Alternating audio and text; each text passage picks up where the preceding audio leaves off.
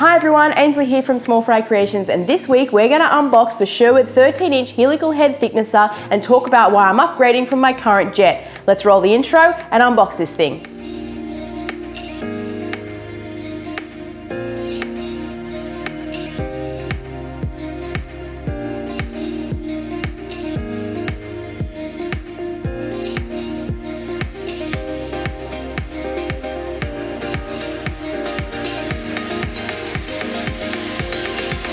I've got it out of the box, and in the box came the manual dust chute, dust adapter, the handle, and some tools for putting those things together, and also I think some replacement blades. So I paid $989 for the thicknesser, and as a headline, the two major reasons why I upgraded is the cutter head and dust collection. And as we go throughout the video, I'll explain in more detail as to why I upgraded and those things were important. So let's go ahead and get the handle attached, and then we can look at the cutter head and onto the first reason as to why I upgraded.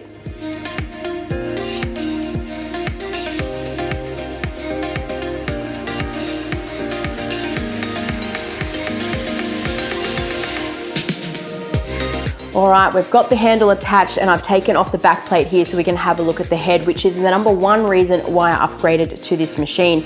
In the Sherwood, it has a helical spiral head, as opposed to in the Jet, it has straight blades. And to explain a little bit of what the difference between the two blades are, if you think about it, it's like a car going up a driveway. If you approach the driveway at an angle, it's much more comfortable for your passengers, just like the helical head is hitting the timber at an angle, as opposed to the straight blade. If you're hitting a driveway straight on, it's a little less comfortable for your passengers, just like it is for the timber.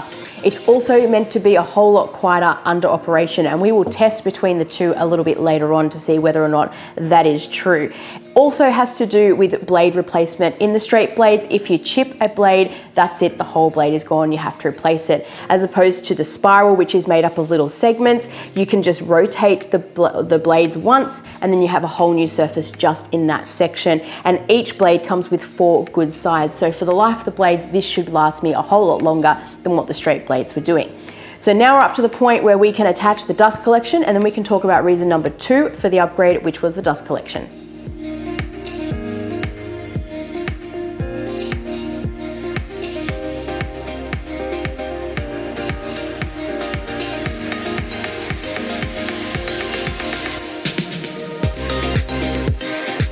All right, I've got the machines set up so that you are looking at the back of them, and I will point out I am standing on a stool. I'm not really that tall. One of the biggest bugbears with the Jet machine is the dust collection. Number one reason, it comes out of the middle here, and the timber almost always pulls the dust collection out. But apart from that, this runs off a shop vac, and almost every time I use it, it ends up getting clogged and I end up pulling it out. And again, dust chips fly throughout the workshop, so that is really annoying. With the new machine, I like that the dust collection comes out of the side, and it also comes with this adapter, so I hopefully will be able to run my 100mm dust collection straight into here, which if you haven't checked out that video, I'll leave a link in the description below and also up here for you to check out what I installed last week.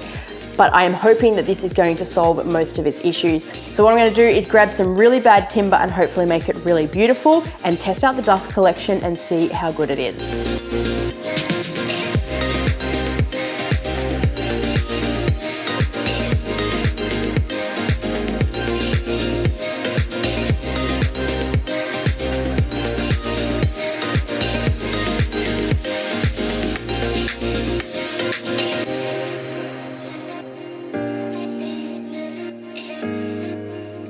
Okay, I'm going to turn this machine on. Not scary at all.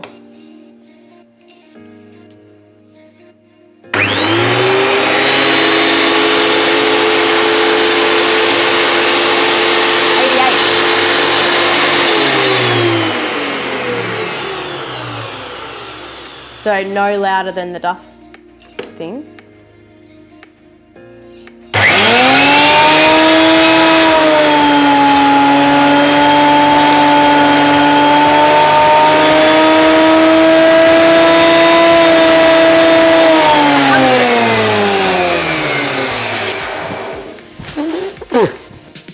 Dust went everywhere.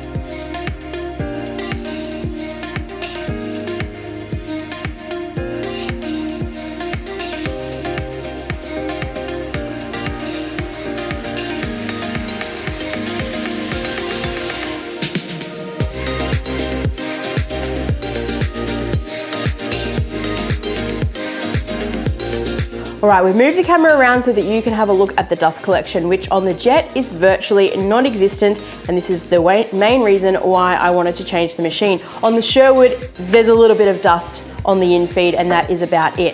Now, when it comes to the timber and the finish, I have no idea what kind of timber this is, but this one came out of the Jet. Now, it's still got a nice finish, but when you're feeling it, it really does need to be sanded, whereas the one coming out of the Sherwood is somewhere between 320 and 400 grit finish already. It is very, very nice. No pitting or anything in these timbers, but I think that is because of the type of timber that it is. So I think we should really put it to the test, grab this ugly guy, and hopefully make him beautiful. I've got two pieces. I'm gonna run through one through the Jet and one through the Sherwood, and let's see how it comes up.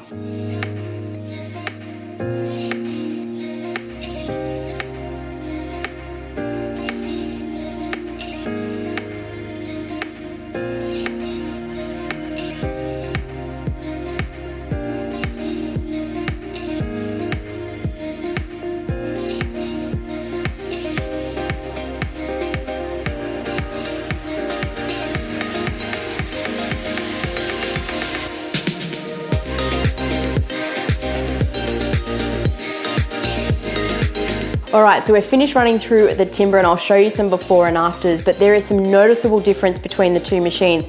With the Jet, when you are running the timber through, you can really tell with the sound when the blade is hitting the timber, whereas the Sherwood doesn't really change that much once it's under load.